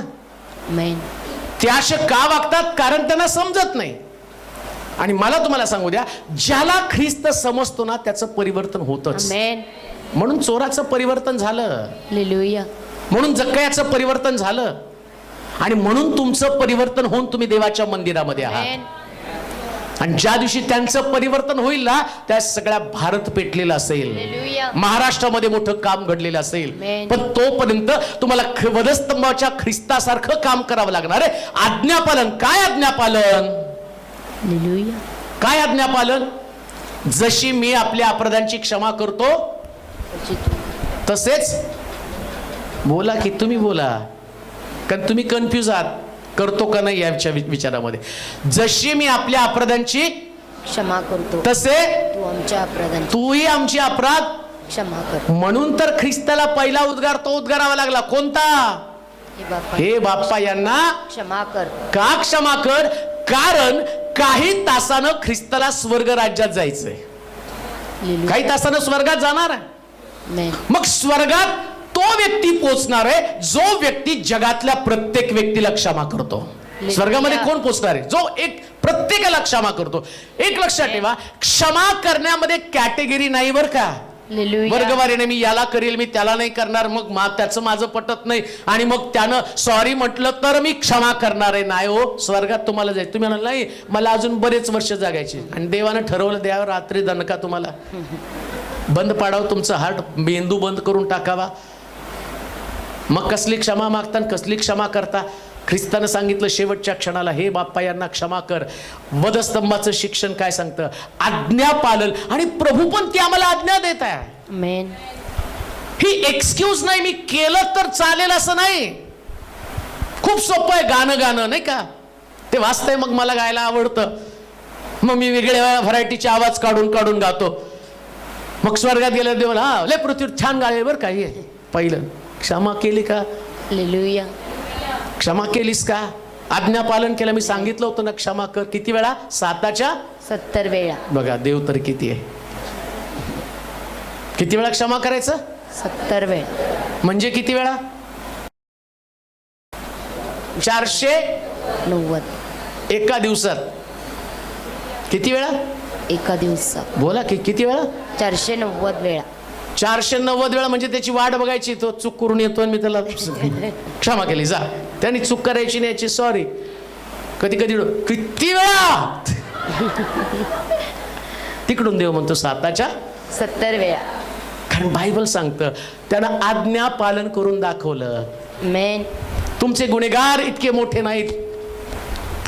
ज्याने तुमच्यावरती दोषारोप केले ते ख्रिस्तासारखं दोषारोप नाही ना. तुमच्या डोक्यात काट्यांचा मुकुट, ना तुमच्या हातामध्ये खीळ ठोकलेले, ना तुमच्या कुशीमध्ये भाला बसकलेले. शब्दानं तुम्हाला घायल केलं असेल, काही आर्थिक नुकसान तुमचं झालं असेल, कदाचित तुमच्या कुटुंबामध्ये काहीतरी प्रॉब्लेम निर्माण केले असतील, पण एकदा क्षमा करून हलकं होऊन जा. पदस्तंभाचं शिक्षण तुम्हाला तेच देतं प्रियांनो. आमेन. आज्ञापालन करून. कसलं आज्ञापालन केलं? पुन्हा त्या यशाच्या पुस्तकाकडे जाऊया. 53 अध्याय 10 ते 12 वचन. आज जेवण आहे त्यामुळे निवांत चालणार आहे. त्याला ठेचावे, त्याला ठेचावे असे परमेश्वराच्या मर्जीस आले. कोणाच्या मर्जीस आलं? परमेश्वराच्या मर्जीस आले. त्याने त्याला पिडिले. काय केलं त्यानं? पिडिले. म्हणजे लक्षात ठेवा, त्यानं आज्ञा पालन करताना ही गोष्ट दाखवली की जे देवाचे लोक आहे त्याला पीडा असावी अशी देवाची इच्छा आहे. हालेलुया. जरा जोरात बरोबर हालेलुया. हालेलुया. पीडा तर असणार आहे. आम्ही म्हणतो नाही Amen. देवाकडे आल्यावर पीडाच नको आहेत. पण वधस्तंभावरचा ख्रिस्त सांगतो जर त्याला पीडा आहेत तर तुम्हाला पण पीडा असल्या पाहिजे. हालेलुया. कोणीतरी मला सांगितलं की माझा मुलगा देवावर खूप रागावला का तर आमच्या घरात एक मयत झाली. माझा मोठा मुलगा मेला त्यामुळे माझ्या धाकट्या मुलानं तो म्हटला कशाला प्रार्थना करायची कारण मुलगा मेला. काय उत्तर द्यावं त्याला कळत नाही. म्हटलं अहो सोपं उत्तर आहे. वधस्तंभावर जाण्याच्या अगोदर येशू ख्रिस्त प्रार्थना करतो होईल तर हा प्याला मजपासून टळून जाऊ. त्यालाही मरण नको होतं पण ख्रिस्ताला वधस्तंभावरचं मरण दिलं. जर ख्रिस्ताला मरण आलं तर जगातल्या प्रत्येक व्यक्तीला मरण आहे. प्रश्न मरणाचा नाही, प्रश्न मरणानंतरच्या जीवनाचा आहे. Amen. मरण जगातल्या प्रत्येक व्यक्तीला असणार आहे. आज मी धडधाकट आहे. थोड्या वेळात मीटिंग संपली, जेवण झालं, घरी जाऊन पडलो आणि पडल्या पडल्या देवाच्या मनात आलं तुझं काम संपलं, गाशा गोंडाळ, आणि त्यानं मला मृत्यू दिला तर मला त्याला प्रतिप्रश्न करता येणार नाही तू का मला मृत्यू दिला. कारण बायबल सांगतं जन्म समय मृत्यू समय त्याच्या हातामध्ये आहे. Amen. समस्या ती नाही की तुम्ही जिवंत आहात का तुम्ही मरणार आहात. समस्या ही आहे की मेल्यानंतर तुम्ही कुठं पोहोचणार आहात. आणि जोपर्यंत जिवंत आहात तोपर्यंत ख्रिस्ताला जर पीडा आहेत तर तुम्हाला आणि मला प्रत्येकाला पीडा असणार आहे. हालेलुया. या पिढीमध्ये आज्ञापालन काय हे सगळं सहन करणं हे आमचं कर्तव्य आहे. आणि वधस्तंभाचा ख्रिस्त सांगतो की त्यानं आज्ञापालन केलं, देवानं दिलेली पीडा त्यानं सहन केली. योवानं पण देवानं दिलेली पीडा सहन केली ना. योसेपानं पण देवानं दिलेली पीडा सहन केली ना. अतिउच्च प्रभूनं ख्रिस्ताला केलं, योसेपाला पण देवानं वरच्या पदावरती नेलं. मग योसेफ असाच गेला का. त्याच्या भावाने त्याला विकावं लागलं, त्याच्या द्वेषाचा सामना करावा लागला. पोटिफराच्या घरामध्ये त्याच्यावर दोषारोप झाला, बलात्काराचा गुन्हा त्याच्यावरती दाखल केला, 2 वर्ष आणि तुरुंगामध्ये तो गेला. मग हे सगळं सहन करावं लागलं का नाही त्याला. या पीडा सहन कराव्या लागतात. मी तर म्हणतो तुमच्या जीवनात येणाऱ्या पीडा तुम्हाला उंच करण्यासाठी Amen. आहे. हे वधस्तंभावरचा ख्रिस्त सांगतो. हालेलुया. जितक्या जास्त पीडा येतील तितकं जास्त देव तुम्हाला उंच करणार आहे. हालेलुया. जितकं जास्त पीडा. परवा कोणीतरी का मी आता सकाळी उठल्यावर सगळ्याला ते मेसेज पाठवत असतो आणि मेसेज पाठवताना मग कुणाचे मेसेज येतात त्यांना रिप्लाय देत असतो. मग त्याच्यामध्ये कुणाच्या प्रार्थना त्या असतील तर त्यांच्या प्रार्थनेला मी त्यांना सांत्वन देतो, काळजी करू नका आणि प्रभू तुमचा प्रश्न सोडवेल. आणि ज्यांनी साक्षी पाठवल्या त्यांच्या साक्षी त्यांचं स्क्रीनशॉट करून स्टेटसला ठेवत असतो. तेवढ्यात एका सेवकानं मला काहीतरी मेसेज केला. मग म्हटलं निवांत बोलता येईल त्याला. मग मी काय एवढं लक्ष दिलं नाही कारण माझ्यासाठी हे सगळे ज्यांच्या अडचणी आहेत मग ते हाय हॅलोला मी जास्त रिप्लाय देत नाही कधी, कारण मला ते नसतं महत्वाचं. मी ते फक्त बाकीचं ते करतो आणि पाठवून देतो. आणि तेवढ्यात तिकडं त्याचं डोकं फिरलं त्या सेवकाचं. आणि तो मला तिकडून फक्त 3 मिनिटं लेट झाला असेल. 3-4 मिनिटामध्ये ते म्हटलं जाऊ दे हे सगळं करून मग त्यांच्याशी बोलू. तिकडून त्यांचं काय मेसेज आला माहिती का. काय प्रसिद्धी एवढी डोक्यात शिरली का की तुम्ही मला उत्तर पण द्यायला तयार नाही. अहो प्रसिद्धी कुठली आली. प्रसिद्ध तर आम्ही ख्रिस्तालाच करत आहोत. Amen. बाकी जगामध्ये काही नसतं महत्वाचं. हालेलुया. मला हे पण माहिती की आज जे वर आहेत ना ते एक दिवशी खाली येणार आहेत. आणि जे खाली देव त्यांना वर पण घेऊन जाणार आहे. Amen. ज्यावेळेस तुमच्या जीवनामध्ये आता इथं येण्यासाठी मला किती पीडा भोगावं लागले हे सगळ्याचे साक्षीदार तुम्ही आहेत. किती पीडा, किती त्रास, किती कष्टातनं जावं लागलेलं आहे. परंतु हे करताना आम्ही थोडी सुद्धा कुरकुर केली नाही. पण आम्हाला एक माहिती आहे जर ख्रिस्ताबरोबर पीडा भोगल्या, आज्ञा पालन केलं तर जसं ख्रिस्त उंच झाला तसं Amen. उंच होण्याची तुम्हाला आशा आहे. हालेलुया. मग पीडा भोगत असताना पण देवाच्या आज्ञेचं पालन करा. Amen. कोण काय बोलतं याच्याकडे लक्ष लावू देऊ नका. हालेलुया. लोक तुमच्या टीका करणार आहेत. जसं चोराने म्हटलं नाही का तू देवाचा पुत्र आहेस मग तुझी सुटका कर, लोक तुम्हाला तेच बोलणार आहे. एवढं प्रार्थना करता देव तुमच्या बरोबर आहे, मग ह्या पीडा तुमच्या बरोबर का, ह्या अडचणी तुमच्याकडे का आर्थिक प्रश्न आहे का, तुमच्यामध्ये आजारपण आहे, त्याचं उत्तर एकच आहे, देवाची इच्छा आहे. हालेलुया. असंच लिहिलं ना तिथं. काय परमेश्वराच्या मर्जी साले. परमेश्वराच्या मर्जी साले. काय मर्जी झालं. त्याने त्याला पिडिले. काय मर्जी झालं. पीडा दे. पीडा द्यावी. परमेश्वराची मर्जी. हालेलुया. देवाला वाटलं एखाद्याचं आणि पाहावं त्याची परीक्षा. योमाचं सगळं ठीकठाक चाललेलं होतं. रोज सकाळी उठल्यावर बघत होता हा लेकरं चांगली आहेत बरं का, त्यांच्यामध्ये किती ऐक्य. तो लेकर पार्ट्या करतो, ते भावाला बोलत होता, बहिणीला बोलत होते, एवढं सुंदर प्रार्थनेचं वातावरण घरामध्ये. आणि एक दिवशी देवाला वाटलं चला पिढा देऊन बघावं. तो देव आहे. बरेच लोक म्हणतात नाही मग देव काय तिथं तमाशा बघतो का आमचा?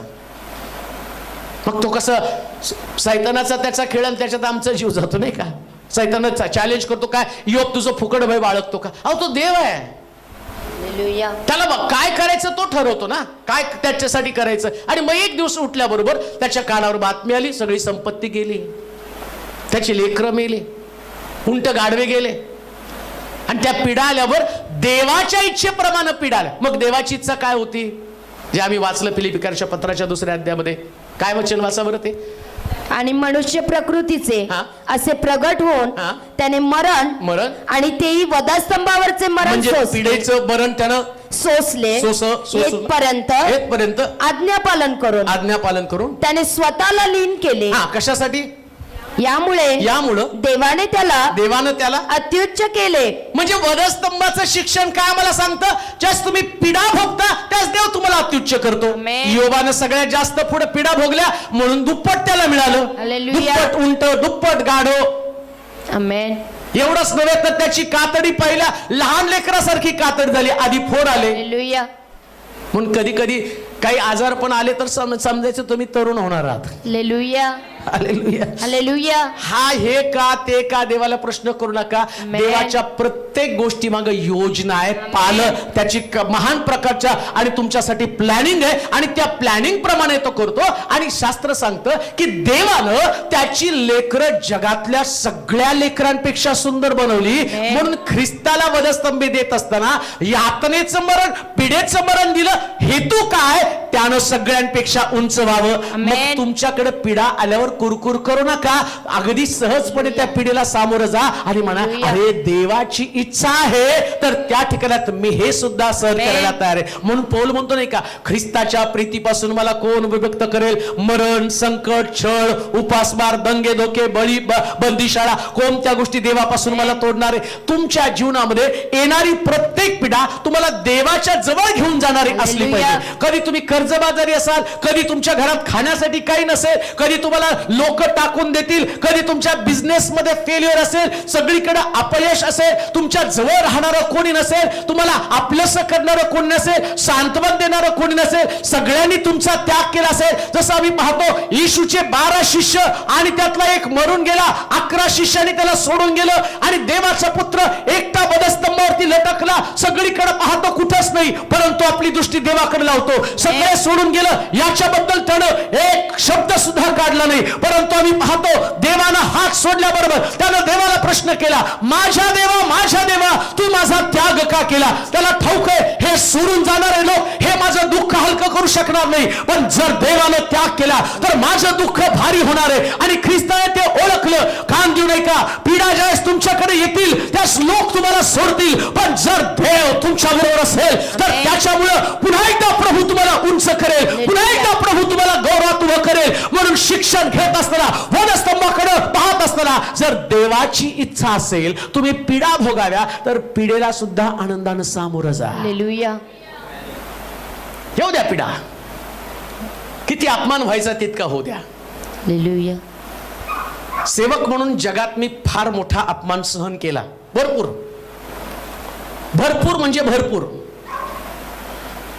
मग आता ते दिसतं का थोडं तरी? तुम्ही साक्षीदार आहात त्याचे.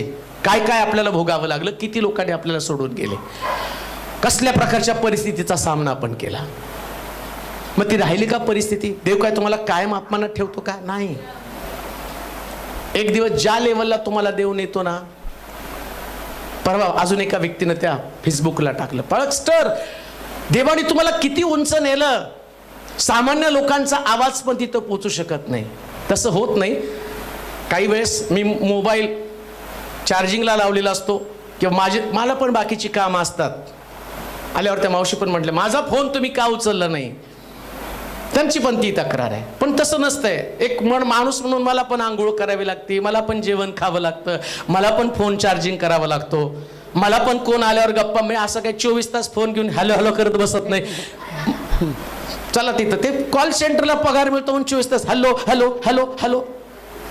मग मला पण काही असतात, मग तुम्हाला हे नंबर दिले की त्याच्याशी तुम्ही संपर्क करा. का? कारण जसं मी तुमच्याशी बोलतो ना, तसा काही वेळ मला पण देवाशी बोलावं लागतं. हालेलुया. एकांतामध्ये जाऊन मला अभ्यास करावा लागतो, हे तुम्हाला देण्यासाठी प्रभूकडनं ज्ञान मागावं लागतं. पण याचा अर्थ असा नाही की देवानं मला तिथं नेलं म्हणजे कुणाचाच आवाज ऐकू नये. मी कधी कधी जर मला वाटलं 3-4 कॉल सतत पडले ना, मला माहिती असतं की हे प्रश्न, तर मी लगेच त्यांना कॉल करून विचारतो, लगेच प्रार्थना करतो, लगेच देव त्याचं उत्तर देतो. ही जबाबदारी आपल्या प्रत्येकाला माहिती आहे. पण हे मी तुम्हाला का सांगतो माहिती का? ज्यास तुम्ही पिढा भोगत असताना एक पिढीची लेवल क्रॉस केल्याबरोबर तिथं देव तुम्हाला उच्च करण्याचं काम करत असतो. म्हणून वधस्तंभाचं शिक्षण काय सांगतं? आज जर तुम्ही पिढा भोगत आहात, ही देवाची मर्जी आहे. आमेन. हे कोणा व्यक्तीनं तुम्हाला पिढा दिलेल्या नाहीयेत, हे देवानं ठरवलेलं होतं. ख्रिस्ताला वधस्तंभी द्यावं, 39 फटके मारावेत, त्याचे हाल करावेत, हे परमेश्वराच्या मर्जीतली गोष्ट आहे. हालेलुया. म्हणून जगामध्ये जसं योसेफ म्हणतो नाही का, वाईट वाटून घेऊ नका, हे परमेश्वरानं योजना करून मला तिथं पाठवलं, हालेलुया. खंत वाटून घेऊ नका. हेच शिक्षण आम्हाला घ्यायचं आहे. तुमच्या जीवनात अडचणी निर्माण करणारा व्यक्ती ही देवाच्या योजनेचा भाग आहे. हालेलुया. जो व्यक्ती तुम्हाला अडचणीत आणतो ना, तो देवाच्या योजनेचा भाग आहे. हालेलुया. त्याला नाही काय बोलायचं, अरे म्हणायचं तू सापडला का, ठीक आहे. म्हणून तर मी पाहतो की तो सिंहाच्या गुहेत दानियल आतमध्ये पडल्यावर सकाळी उठून राजा म्हणतो, दानियला, परात्पर देवाच्या पुत्रा, तुझ्या देवानं तुझा बचाव केला का? त्याला माहिती आहे प्लॅनिंग देवाचं आहे. हालेलुया. आतून तो राजाला शाप देत नाही, आता मी तर वाचलो, आमेन. तुझं कसं होतं बघ. नाही, आतून आवाज देतो, महाराज हालेलुया. अजून मला संकटात टाका, अजून देव कसा सोडवतो तुम्ही पहा, अजून साक्षी बघा कशा पद्धतीने देव. अहो, तुम्ही देवाच्या योजनेचा भाग होता. कारण आता मी बाहेर आल्यावर तुम्हीच आज्ञा करणार आहात, दानियेलाचा देव याचीच उपासना करा. का? याचं कारण लोकांना प्रगट होणार आहे. म्हणून लक्षात ठेवा, ज्या वेळेस तुमच्या जीवनात पिढा येतात ना, त्याच देवाचं गौरव करा, कारण देवाला तुम्हाला वर न्यायचं असतं. हालेलुया. आणि ज्याला पिढाच नाही तो तिथंच आहे, बसलाय खरडत कारकुनची नोकरी करत. पण ज्याच्या जीवनात अधिक पिढा, देव त्याला अधिक उंच करतो. आमेन. अधिक उंच, हालेलुया. अधिक उंच. आज तुम्ही कसल्या पिढा भोगत आहात, पण एक गोष्ट करा, तिथं कुठल्याच प्रकारची कुरकुर करू नका. हालेलुया. देवाला प्रश्न, देवा का, काय आज सुरुवात, असं कसली सुरुवात आहे? बरेच लोक म्हणतात, वाटलं 2022 मध्ये तरी काहीतरी चांगलं येईल, त्याच्यापेक्षा 22 डेंजर निघालं. जरा वाट बघा.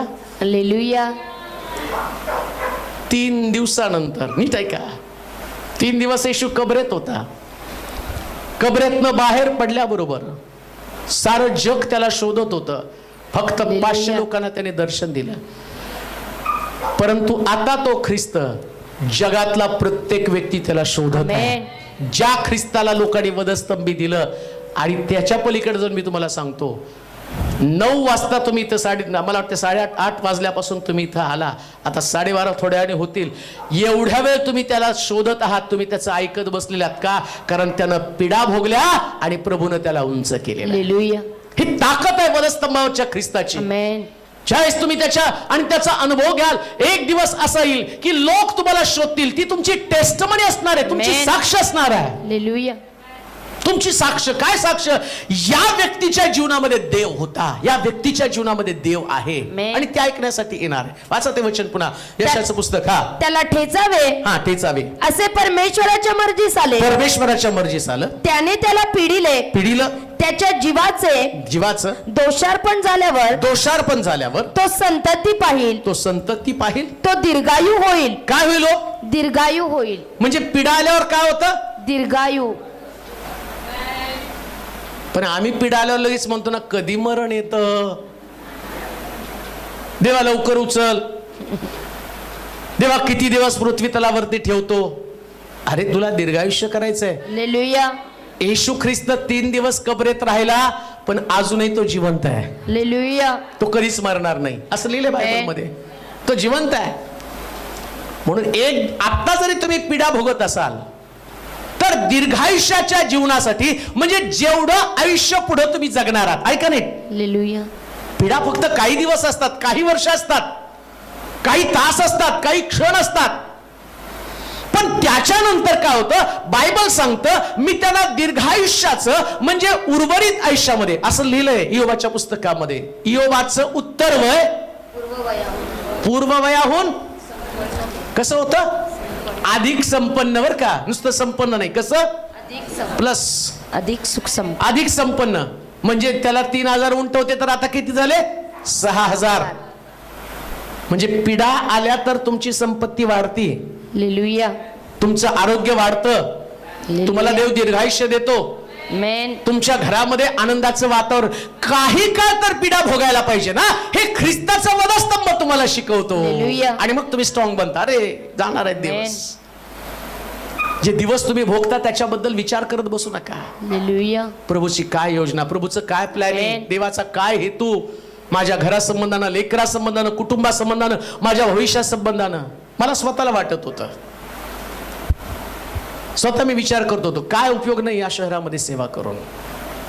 त्या सगळं उद्ध्वस्त झालं ना, त्यावेळेस माझ्या डोक्यात एकच विचार आला, एवढं मोठं शहर सोडून मी इथं आलो तरी कशाला. माझं घर, माझं कुटुंब, माझे लोक, माझे मित्रगण, माझं शहर, या सगळ्याचा त्याग करून आलो. या शहरामध्ये काय मिळालं, अपमान, काय मिळालं, मानहानी, काय मिळालं, सगळं वाताहत. परंतु तो कालखंड जास्त नाही राहिला प्रियांनो.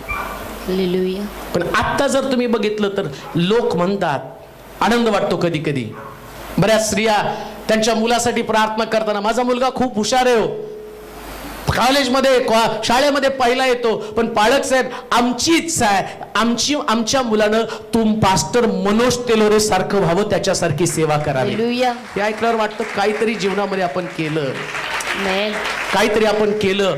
काहीतरी लोकांना असं वाटतं. पूर्वी लोक म्हणत होते मला, मी परवा बोलतो म्हटलं, अरे पूर्वी लोक म्हणत होते सलमान सारखं दिसावं, आता म्हणत मनोज तेलोरे सारखं दिसावं. म्हणजे देवानं त्याला काढलं ना, आम्हाला तिथं ठेवलं. Hallelujah, hallelujah. हालेलुया, आहे, वास्तव स्थिती तशी आहे. आमेन. देव तुम्हाला हिरो बनवतो, पण केव्हा. येशू ख्रिस्त हिरो झाला कधी, त्यानं पीडा भोगल्या. हालेलुया, आता तुम्ही पीडा भोगत आहात ना, प्रभूचं गौरव करा. या Amen. पिढेमागे देवाची योजना आहे, Amen. आणि परमेश्वर यातून मला उंच करणार आहे. समारोप Amen. करू, एंड करू तिथं.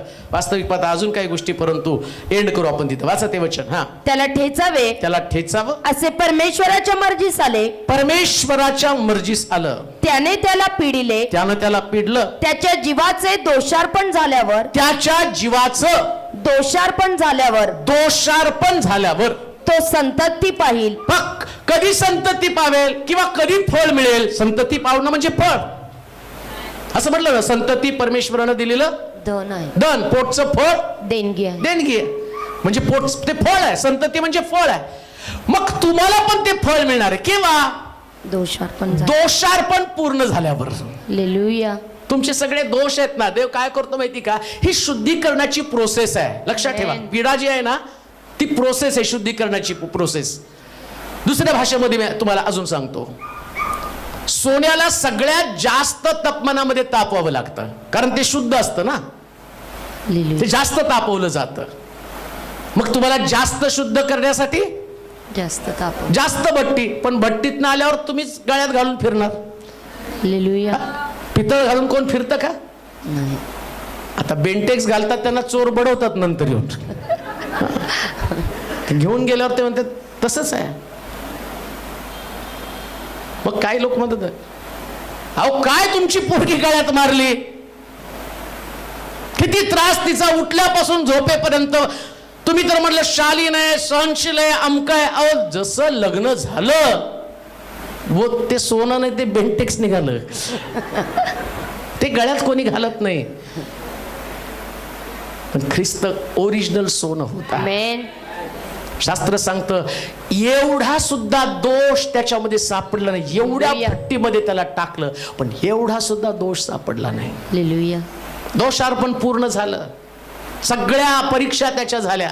दोषार्पण पूर्ण म्हणजे सगळ्या परीक्षा झाल्या. देहाची परीक्षा झाली, डोळ्याची परीक्षा झाली, विचारांची परीक्षा झाली. आणि शास्त्र सांगतं सैतान त्याला सोडून निघून गेला. त्यांना कळालं, अरे हा शुद्ध व्यक्ती, हा पवित्र आहे, याला दोषामध्ये पकडणं फार कठीण आहे. तुमची देखील परीक्षा होणार आहे, तुमच्या शुद्धतेची, तुमच्या विश्वासाची, तुमच्या आत्मिक जीवनाची, तुमच्या प्रार्थनेची, तुमच्या सहनशीलतेची, तुमच्या चांगुलपणाची, सगळ्या गोष्टींची परीक्षा होणार आहे. आणि या परीक्षेमध्ये ज्यावेळेस तुम्ही टिकून राहाल, दोषार्पण पूर्ण होईल. देवाला कळेल तुमच्यामध्ये कुठल्याच प्रकारचा दोष नाही. योसेफाला त्यानं सांगितलं, 11 पेंड्या तुझ्या पेंडीला नमन करतील, 11 तारे सूर्यचंद्र नमन करतील, पण त्याची परीक्षा होणार होती. पोटिफाराच्या घरामध्ये पाहिलं त्याच्या पत्नीनं आणि त्याला संधी दिली पाप करण्यासाठी, ये माझ्यावर व्यभिचार कर. तरुण आहे, सहज व्यभिचार करू शकला असता, पण दोषारोपण पूर्ण झालं. तो तिथून पळाला. बायबल सांगतो तो तिथून पळाला आणि त्याच्यामुळे त्याला जेलमध्ये टाकलं. तिथं सुद्धा त्यानं त्याचं विश्वासू पण दाखवलं. जेलमध्ये म्हटलं असता तो, मी एवढं प्रार्थना केली तरी आता जेलमध्ये, पण बायबल सांगतं जेलमध्ये सुद्धा परमेश्वर त्याच्या बरोबर होता. म्हणून योसेफ ज्या ज्या कामामध्ये हात घालेल त्या कामामध्ये देवाने त्याला यश दिलं. हे त्याचं जीवन आहे. परिणाम काय झाला? राजा काय म्हणतो त्याला, मी फक्त नावाचा राजा आहे, सगळं अधिकार मात्र योसेफाच्या हातामध्ये. का? दोषार्पण पूर्ण झाल्यावरती फळ मिळणार आहे. म्हणून वधस्तंभाचं शिक्षण तुम्हाला देत असताना प्रभू काय सांगतो माहिती का? कशाची चिंता करू नका. ज्या दिवशी परफेक्ट टाइम येईल, दोषार्पण पूर्ण होईल, त्यावेळेस तुमच्याकडे उत्तम फळ असणार आहे. उत्तम फळ असणार आहे. आणि ते फळ लोक पाहतील आणि म्हणतील धन्य याचा देव. किती अद्भुत आहे नाही का? किती महान आहे. म्हणून या परिस्थितीमध्ये आता काय करायचं? देवाच्या मार्गात लोक काय म्हणतात त्याचा विचार करण्याच्या ऐवजी प्रभू तुझी इच्छा, तुझी इच्छा, तुझी इच्छा, तुझी इच्छा, तुझी इच्छा, तुझी इच्छा, तुझी इच्छा. कुणाचं काय ऐकू नका. देवाची इच्छा आहे ना, बस. देवाची इच्छा हे सगळं तुमच्या जीवनात घडावं. घडू द्या. तुमच्यावर टीका करणारे लोक येतील, त्यांच्याकडे त्यांना त्या टीकेला उत्तर पण देऊ नका आणि रडत पण बसू नका. काय होतं माहिती? कोणतरी काहीतरी बोलत, असं केलं देवा, तुला तर माहिती आहे कसं झालंय. नाही हो, तुम्हाला सेकंड पार्ट नाही माहिती, जो योसेफाच्या जीवनामध्ये होता, जो इयोबाच्या जीवनामध्ये होता, पण आता तुमच्या जीवनामध्ये आहे. तुमच्या जीवनामध्ये सेकंड पार्ट.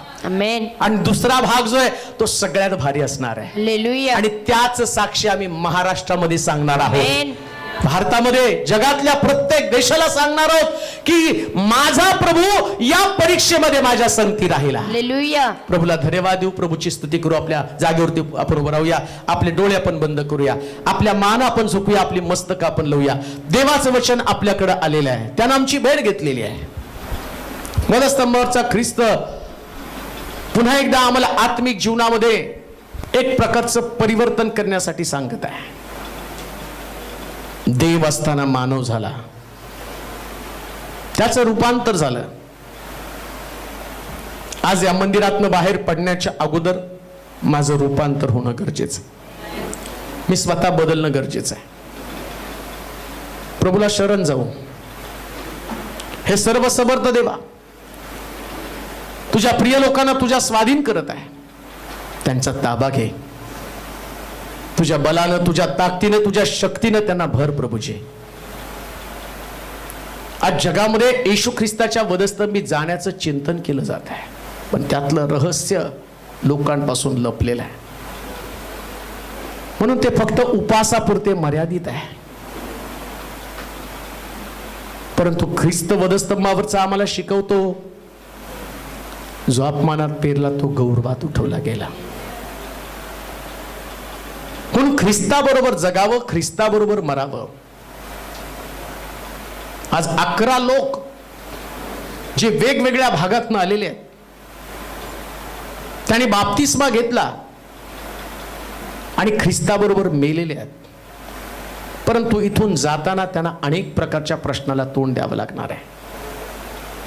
आणि या वचनाच्या द्वारे त्यांना तू जागं केलेलं आहे. आणि काही लोक या टप्प्यामध्ये आहेत की ते पुष्कळ पीडा भोगत आहे, पण माझा विश्वास आहे यातून बाहेर काढायला तू समर्थ आहे.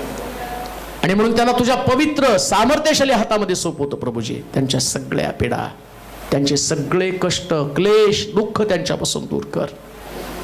आणि प्रभूमधलं विश्वासू जीवन जगण्यासाठी सहाय्य कर. जी मला ऐकत आहेत, फेसबुक असेल, यूट्यूब असेल, गुगल मीट असेल, त्याही ठिकाणच्या लोकांचं परिवर्तन कर. आणि वधस्तंभावरच्या ख्रिस्ताचं रहस्य त्यांना समजू दे. काय शिक्षण घ्यावं या वधस्तंभावरच्या ख्रिस्तापासून, ते प्रगट झालेलं रहस्य त्यांच्यापासून गुप्त राहू देऊ नकोस. त्यांच्या अडचणी, त्यांच्या समस्या दूर कर. तुला गौरव देत, तुला महिमा देत, येशूच्या नावात ही प्रार्थना विनवणी केली म्हणून तू ऐक. आमेन. आता देवबापाची प्रीती, प्रभू येशू ख्रिस्ताची कृपा, पवित्र आत्म्याची सहभागिता तुम्हा सर्वांबरोबर आता आणि सदा सर्व काळ असो. आमेन.